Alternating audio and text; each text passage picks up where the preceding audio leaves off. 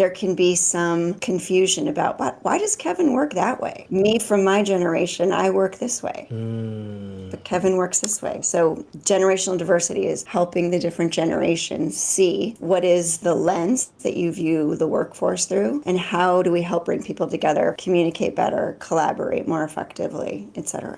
Welcome to Career Coaching Secrets, the podcast where we talk with successful career coaches on how they built their success and the hard lessons they learned along the way. My name is Davis Nguyen, and I'm the founder of Purple Circle, where we help career coaches scale their business to $100,000 years, $100,000 months, and even $100,000 weeks. Before Purple Circle, I've grown several 7- and 8-figure career coaching businesses myself, and have been a consultant at 2 career coaching businesses that are doing over $100 million each.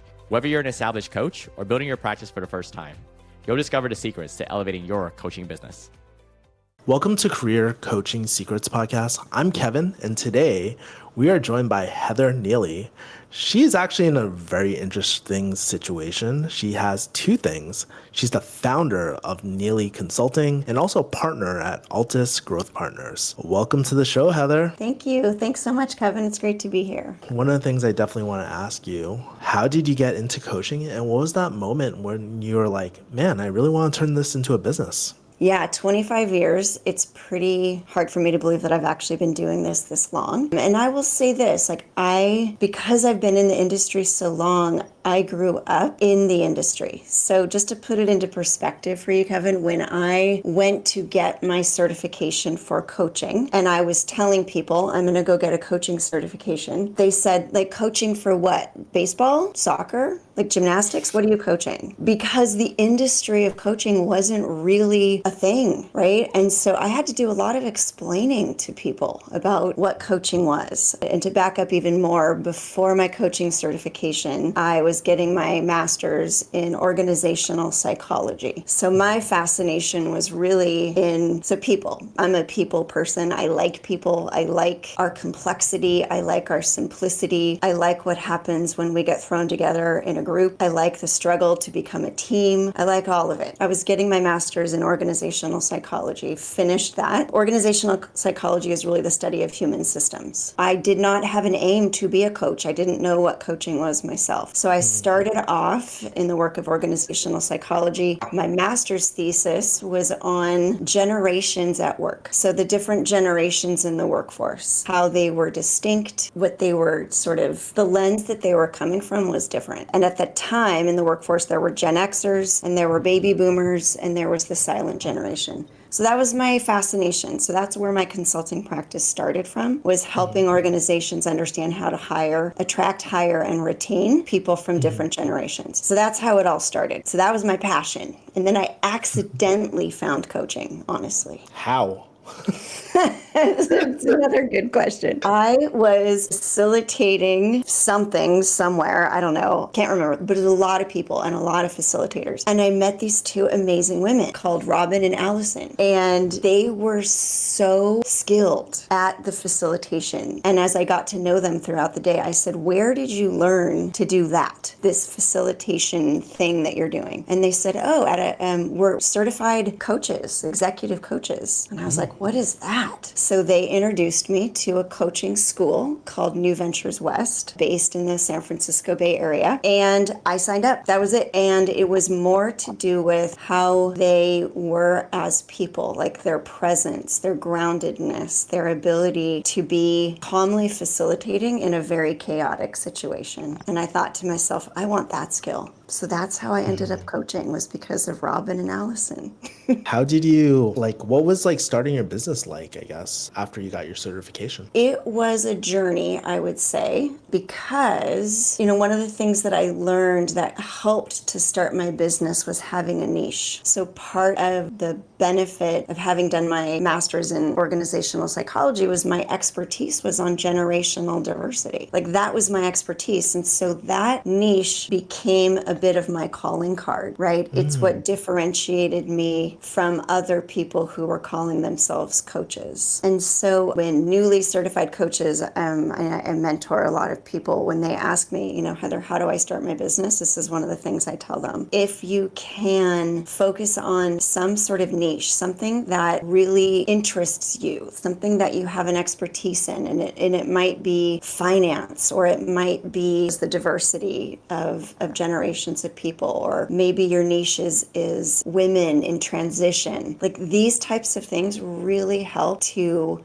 focus you as a newly certified coach. For those listeners that myself, actually, I'm not quite sure what I know, like what generational diversity is. Can you explain a little bit or help me understand what it actually is? Yeah. You've heard of baby boomers Yep. and Gen My X? dad. Yep. Yeah, right. And probably Gen Z Yeah, and I know Gen Z. right, Millennial. and Yeah. probably millennials. Yep. So which one have you been told you are? I've been told I'm a millennial. A millennial. Okay. So generational diversity is about sort of this in North America. It's about belonging to a certain generation of people. A generation is a group of people defined by a shared historic, economic, political, and social context. Birth years used to be described in like 25-year increments, but now how we define a generation isn't so much within a 25-year increment. It has more to do with when there's changes in birth rates. The birth rates rise and fall. That used to be one of the other ways that a generation was sort of declared. What's interesting is that the whole idea of being a part of a generation is that you share some certain context together, right? And you came of age at a particular time, and coming of age at that time shaped you, right? And so that is sort of what the whole world around generational study is. But then generational diversity is what happens when you throw these different generations into the workplace together, right? You have a particular context as a millennial, things that make sense to you, technology, the use of it, the way that you speak. Well, that's different than maybe my generation. I'm Generation X. I grew up at a different time than you. I was shaped by different events. So when you put everybody like from these different generations onto a team, there can be some real misunderstandings, right? There can be some confusion about why does Kevin work that way? Me from my generation, I work this way, but Kevin works this way. So generational diversity is helping the different generations see what is the lens that you view the workforce through, and how do we help bring people together, communicate better, collaborate more effectively, etc. And you said that was kind of an advantage for your coaching and stuff. So how was this generational diversity an advantage for yourself in your coaching? Maybe, yeah, I'm just really curious about that. So, I think it was an advantage because I felt a little bit like I had x-ray vision into some of the challenges that teams were having that they couldn't name. And when I could name things for them, it allowed people to be in a different level of conversation. So, for example, if we had somebody on a team who was used to working every day from 8 a.m. to 5 p.m., and those were their hours, but then they see this younger person coming into work at 10 a.m. and staying till 10 p.m., there sometimes was some friction there because this person from this generation, to be honest, we judge. We do. We judge how people are doing what they're doing. We have a story about it. But when all of that goes unspoken and untalked about, it can create friction on teams, right? Are you really getting your work done if you're coming in at 10 a.m.? Am I really getting my work done if I'm leaving at 5 p.m.? So the advantage it gave me was helping to see that under the surface, there were conversations that were missing between these people to sort of explain, like, well, here's where I'm coming from. Here's how this works for me. So that's how I would answer that question. Does that answer your question, Kevin? Yeah, no, I'm just like normally I don't talk about like deep into you're talking about your advantages, but I was just so curious about because I've never heard of this generational diverse. That's the term that you use, right? Yeah. Yeah, that's And really I would interesting. say it's the thing that started my career for sure. And I don't do as much of that anymore. I'm still passionate about it. It's in the background when I coach. I'm always paying attention to it, but it's not, I would say, the forefront of my coaching anymore. Yeah, and let's fast forward to now. Who is your ideal clients, or who are the people that you love working with? And how do they find you too? I'm very curious about that. Yeah. How do they find me? Well, I feel very fortunate. Most of my clients have come to me word of mouth. I have not done a ton of marketing. I feel super fortunate about that, to be honest. The type of clients that I love working with, first and foremost, is people who are open and willing to grow, period. It is impossible to coach somebody who does not want to be coached. So first and foremost, for me, the kind of clients I'm looking for are clients who are willing, ready, and open to grow. Clients who are at a place where they're kind of stuck. They're stuck as a leader. Maybe they've always been able to get results doing things a certain way. Now they're at a place professionally where the tips and tricks that they've used in the past aren't working, and they're stuck and they're frustrated, and they want somebody to help guide them into a new way of seeing things, and then also building a skill set, a new skill set. A good example of that is like I've worked with a lot of really technical people in the tech space and then in biopharma also. So let's say we've got an engineer, great education, fantastic individual contributor, and then they get promoted into manager, and suddenly they don't know what they're doing and they're frustrated. And all of those technical engineering skills that they've used forever that have helped get them results are not working with the human beings that they are now tasked to lead. One of my favorite type of client is somebody who is moving from an individual contributor technical role into leading people. Leading people, recognizing that human beings are motivated by very different things than maybe what their technical expertise has given them a lot of insight to do. And I love helping leaders build teams. Leads me into the second question I kind of ask you. It's like, how do people typically find you? What does the marketing look like for your, I guess, both businesses that you have? Yeah, well, I would say at Neely Consulting, it's been 100% word of mouth. I did a lot of public speaking in my early career. And so the public speaking that I would do, then other people would want me to come and speak for them. And then once I started working in the biopharma field, in the biopharma space, at some pretty large companies, what would happen is I would work within a particular division, and then I was just sort of passed down from one team to another. So really the marketing was 100% through the people that I met. So on the Neely Consulting side, that's how that went. Altus Growth Partners, we're doing it a little bit differently. So we have a podcast also. Oh, really? Yeah, awesome. We have a podcast called Missing Conversations, and we also do a lot of posting on LinkedIn, and again, word of mouth. And we're starting to also do a lot more public speaking at Altus as well. I don't think we ever explained what Altus was or like the origin story of Altus. Tell me how you kind of became a partner there. Yeah, these are so fun. I'm having a blast here. This is fun. Okay, Altus Growth Partners. I am a learner myself. I love learning. And so once I did my master's in organizational psychology and I randomly found coaching, when it came time for me to learn some more stuff, I got introduced to an organization called the Institute for Generative Leadership based out of Boulder. And the founder of the Institute for Generative Leadership, Bob Dunham, was somebody who was fascinated by teams. He was fascinated by teams at work. Like, how do you really help teams get results? So I was a student of Bob's for several years. And while I was a student with Bob, I met some other really fun coaches and facilitators in that community. When we finished our studies, we said, let's keep this party going. And we founded Altus Growth Partners as a way to bring some of the profoundly impactful work of Bob Dunham's into the world. And so Altus Growth Partners was a commitment made by several of us from that time of study to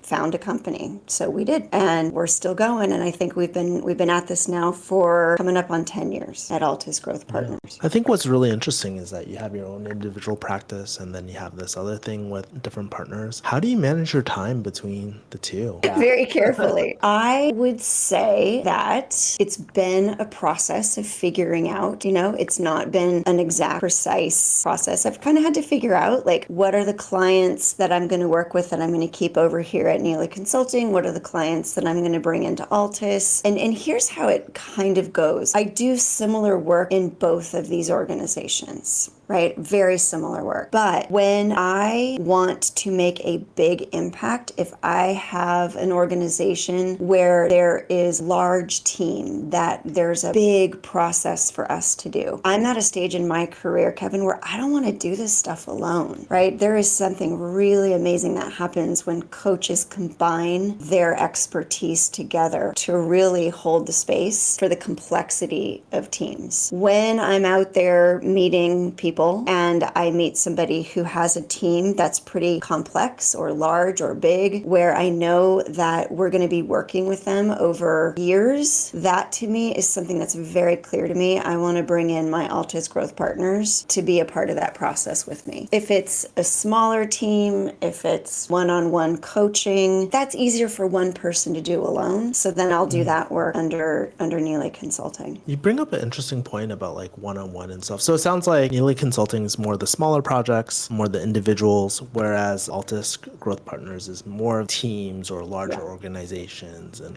that's really interesting. Yeah. And if can I add one more thing, Kevin? This is important. I said earlier, like, yes, I love to learn. I'm a big learner and I love to keep expanding my skill set as a coach. But there are some things that my partners are better at than me. So let me give you an example. Strategy. Strategy is foundational. It is so important for teams and organizations to have strategies. I have three partners on the Altus Growth Partner team that are fantastic at strategy. So guess what? I don't have to go back to school to learn how to do a robust strategy session with a team. I bring in my partners. And at this phase of my career, it's so much fun to not have to be great at everything and to be able to know what am I good at, what are my limitations, and who's coming with me so that we can be a more, I would say, solid solution for our client. How long have you been working with these partners now for? We have been together for about 9 years, but I knew them before that because we were students together. So there's also a lot of care that we have for each other. I would even dare say love. Like, we're very connected, care about each other deeply. We are a fully remote team. We don't have an office, but our commitment is so strong that we get together 3 times a year in different locations for 1 week at a time to work on our strategy, refine our values, look at, where are the missing conversations in our own team, right? What do we need to repair amongst us, if anything? Our commitment to be a team is significant. We're not a loose consortium of coaches. We are a body of people committed to each other and to take care of our clients in a particular way. I love it. It reminds me of those group medical practices and stuff like that, where a bunch of practitioners get together and stuff. So yeah. Yes, very similar. Exactly.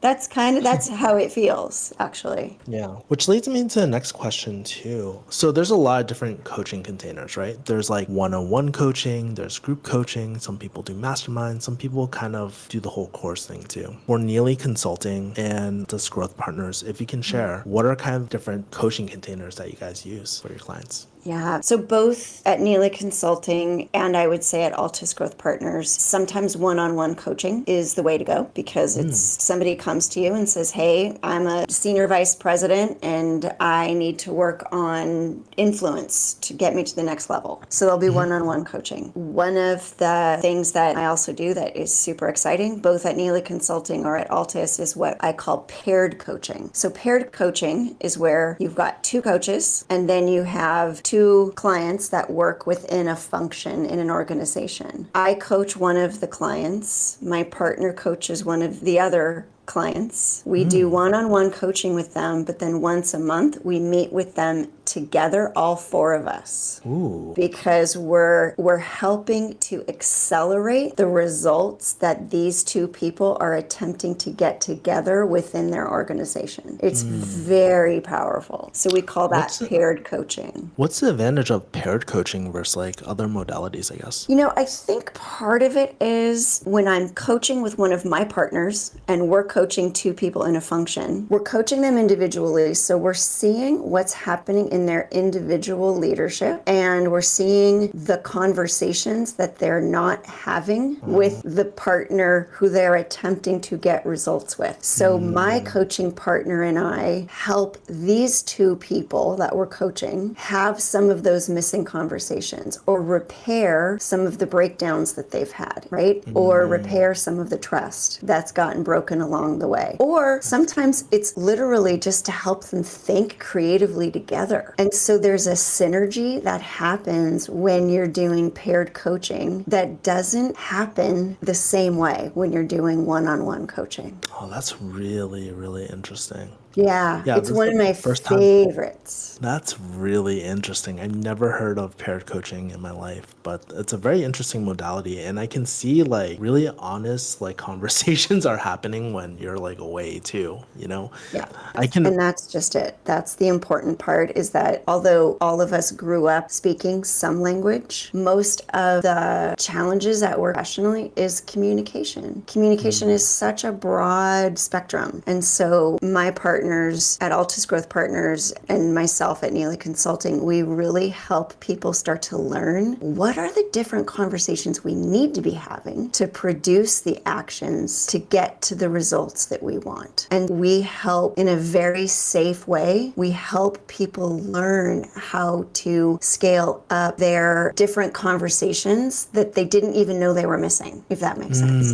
do you know if any tangential fields like actually use this kind of methodology? So when I say tangential fields, like I'm thinking about like, oh, couples therapy, right? Where there's like two really strong, like, do you know if any other fields kind of do this, or where did you like kind of source this methodology from? I think that it came to me just after years of coaching, right? After years of coaching and seeing that there was so much that I do in a one-on-one type of venue, but when, let's just call this client Fred, okay? So I'm coaching Fred, and Fred's telling me a lot of things, but Fred keeps talking about his, person over here in this other function called Samir. And I'm hearing that Fred and Samir are having some real challenges with their communication. I started just offering, how about if you and Samir and I get together and have this conversation together? So I think it happened organically, just out of seeing what would actually produce value for these people. Definitely see the value of this. This is really interesting. It's really interesting. It's really, really interesting. And it's not, I love that you said, like, yeah, therapists do this too in a marriage context, and they do. And what I want to emphasize here is that the paired coaching doesn't have to be done just because two people aren't getting along. It's not just about fixing sort of problems between these two people. Sometimes I had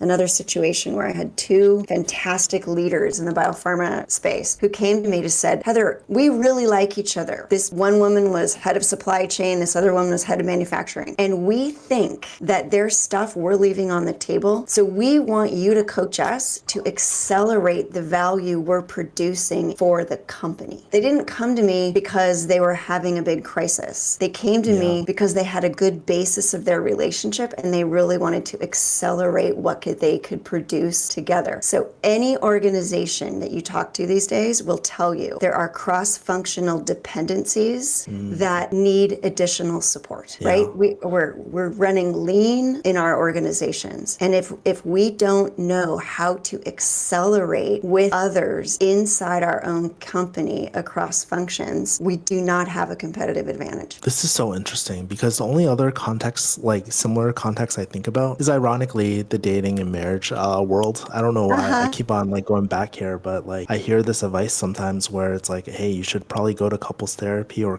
marriage counseling before you actually need it. Just accelerate the growth of the marriage and stuff. So it's really interesting seeing it in the coaching modality. What you're saying, Kevin, is fantastic, right? Because it's preventative. And here's what I'm going to also say. This is super important. Leadership is about relationship. Leadership is about relationship. Relationship is about connection. So part of the value that we bring as coaches is helping people upskill their relational capacities. I have Like, to let write me it down. yeah, I saw that. I saw you writing that down. Let me give you a little example of this. So you've got a hyper growth company, okay? And you've got two leaders that are supposed to be producing something cross functionally. They don't even know each other at all relationally. You know that I have an email address and you can, hit me up on Slack, and suddenly we are put together to do something very complicated at our company. And we don't even know each other. But leadership is about relationship. Relationship is based in connection. So if I just come at you with a ton of energy and I want this and I need this and I need this, we are not building a relationship. We are building transaction, and we're ultimately going to be building a lot of resentment. How do we help people also recognize the importance of building a relationship and getting into this awareness about what is connection with another human being? And then how do we take that and produce some pretty amazing stuff together? Thanks for providing that example.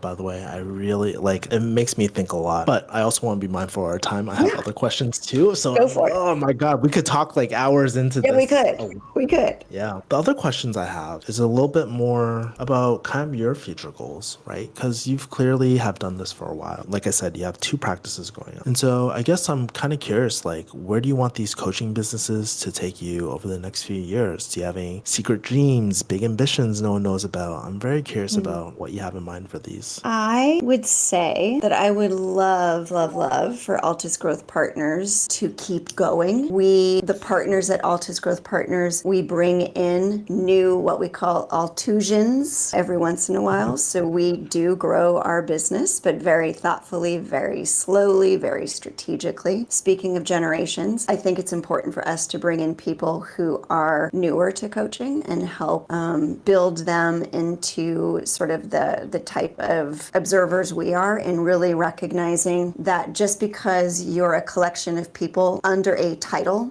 like manufacturing, it doesn't mean that you're a team. It means you're a group. So how do we bring in practitioners into our own practice that we can teach how to help other groups of people become high-performing teams? So I would love it, Kevin, if we kept that going. Like if that just kept going into the future. That people like me, who's a partner for Altus Growth, brings in somebody new. They start to work with us to help grow other groups of people into teams, and then that just continues. They bring in people over time so we can keep growing the business. That would be fabulous. Yeah, and let me ask another question here, because this is a really interesting thought. Like as you're growing and you're getting newer coaches to keep the thing going, I guess what are some big challenges that you're noticing as you're doing that right now? I think one of the biggest challenges is that we're human. Good thing for AI though, right? Wow, it is amazing. So like bringing in new people is keeping us really on our toes, because all of the stuff that we teach other organizations, we are having to practice. How do we communicate clearly? How do we walk the talk, honestly, right? And that's one of the big challenges. And I think, one of the other challenges is, really just being clear on how fast we want to grow versus not grow. Like right now, we grew a lot in the last year, and now we're slowing down. We don't want to add people right now. So it's being really mindful about what's our capacity as an organization to grow. So that's another challenge, because we would love to just keep growing, but it's really hard work, actually. Is it because you're working on fulfillment of the quality of coaches, I guess? Like Yeah. improving the quality of, oh, okay, got it. So it's Yeah, like this balance of like quality assurance and then also like Yes. trying to get more people. But when you get more people, you're like, oh man, we gotta make sure the Yes. quality is good. Yes. I see. And I mean, we are happy with the size of the organization right now. We're happy with the people that we have on board, and we're going to deepen and learn and grow together before we add more folks. And how about for Neely Consulting? For Neely Consulting, well, it's not so much for me about growth and adding people, as you know, but to take care of my passion for continual learning. One of the directions that Neely Consulting is going in is I'm working on another certification right now. I'm back in learning mode, and I am getting my certification in something called equine professional, an equine professional. Oh, horse. Is that horses? Yeah. Nice. I've heard Yes. of that, surprisingly. Yes. I don't know Yes. where I heard it from, but yes. Yes, yes. And we'll see where it takes me. But one of the things that I do with the teams of people that I work with is I often bring them to a ranch with horses where we learn about leadership and we learn about what it is to be a herd of horses, a team of people. So I'm big into experiential learning, Kevin. Big. Like I want to bring people out into the world, into nature, to really learn more about themselves and to learn about what is true leadership, and who better to learn from other than a herd of horses, and what are the connections between horses and humans, and what do we have to learn about leadership through the eyes of a horse. Yeah, there's like so much wisdom in that, because even the Native Americans and stuff, they always talk about the magic of like horses and then the healing aspect of horses and stuff too. So I would have never expected you, Heather, to bring that up, but like that's really interesting. I'm glad you did. It tells me a lot about yourself as well. Yeah, so that's where I'm heading next. I think you're going to be finding me on a ranch in Texas a lot in the coming year. Yeah, and beyond. Nice, Yeah. nice. On this podcast, I like to play. I have a certain segment. It's only with me. So if you don't get the other people, you don't get the segment at all. But I would like to play a game. It's called Good Investment, Bad Investment. So I'm very curious about the best thing you spent money on for your coaching business and the worst thing that you spent money on in your coaching business. It could be training, coaching team members, masterminds, bad marketing, anything at all. But very curious, what is your best investment and worst investment? Best investment has been in myself. Best investment has been in following my curiosity and paying the money to learn the things to expand myself. Best investment. What was we can either go by like the most expensive thing that you Okay. like you paid for, I guess, Okay. or the most impactful. It doesn't matter for your best investment. Best investment, most impactful was the Enneagram certification that I did back a long time ago. It was honestly my best investment and my most impactful. Period. End of story. You would have struck me as an Enneagram person, but here we are. I sure am. Kind of been at that since 2020, so 25 years. Wow. How about the worst investment? Worst investment. Okay, this might sound so lame. So I just can't think of anything else, but I bought a really expensive scanner once upon a time because I thought I needed office equipment. Like I needed really good office equipment, and it has never worked, and I probably needed it for like a week, for like a project, for like some random thing I was working on that I could have easily gone and just outsourced it, right? It's like, that's what I've learned also. Outsource. Like, don't buy the equipment, just outsource certain things. How much was that scanner, by the way? It feels like it was like $4,000, but it probably wasn't. But at the time, it felt like that. Yeah. But it still just felt like just a bad investment. Scanner. I think you're the first Scanner. one that ever said scanner on this podcast. Let's go into the last question. Okay. What do you do in your first 90 days to rebuild your practice up? I reach out to start meeting people. I get connected with people. I sit in, again, this might sound strange, but like be in the world. Like get myself to conferences, get myself to cafes, talk to people, just be out talking. And here's the reason I say that is that so much of my business has grown because I am so passionate about what I do. I care so much. And so when I'm out talking about what I do, I find that people get very interested. And I've gotten business from sitting in airplane lounges, from sitting at Starbucks chatting with the person at the table next to me. I would do that. That's what I would do. Yeah. Kind of low tech, right, Kevin? You know what? Actually, I've been very fortunate to speak to a lot of coaches on this podcast. And they all say very similar things, like meeting people. How it differs though is like how they meet people. So I know some people like hosting in real life events and stuff like that. I think the more experienced people typically do that. But then depending on the generation, right? The generational generational diversity thing that we were Yep. talking about before. If they're younger like myself or even younger, then they're using all the social media stuff. And it's just really, really interesting. But I like It's it. different. Heather, how can people find and connect with you? Well, people can find and connect with me definitely on LinkedIn. So Heather Neely, you will find me. Altus Growth Partners. That is one way to go. And people can also email me. That's fine. I don't have like anything super fancy. We've got also a website for Altus Growth Partners. You can find me there. And that's kind of it. Is that scanner still up for sale? Do you want to put that in right now too? Get rid of it? Yes. Only for You a know low what? price of 4,000? We should. I should like, try to do an auction. Get that thing out of my office. Yes, I Get love that resentment idea. out of your life, man. Get rid of that scanner. So random. Heather, such a joy having this podcast with you. I appreciate you coming on. So many great stories. Very interesting, like I said. I think you are the first guest that I know that has an individual practice and is a partner at a group practice as well. So really appreciate you sharing your experience. Thank you for coming on again. Yeah, thank you so much, Kevin. Loved your questions. This was fun. And like you said, we could probably do this for a good couple hours. Hopefully we get you on for a part 2. That'd be great. Thank you. That's it for this episode of Career Coaching Secrets. If you enjoyed this conversation, you can subscribe on YouTube, Spotify, Apple Podcasts, or wherever you're listening to this episode to catch future episodes. This podcast was brought to you by Purple Circle, where we help career coaches scale their business to $100,000 years, $100,000 months, or even $100,000 weeks, all without burning out and making sure that you're making the impact and having the life that you want. To learn more about our community and how we can help you, visit joinpurplecircle.com.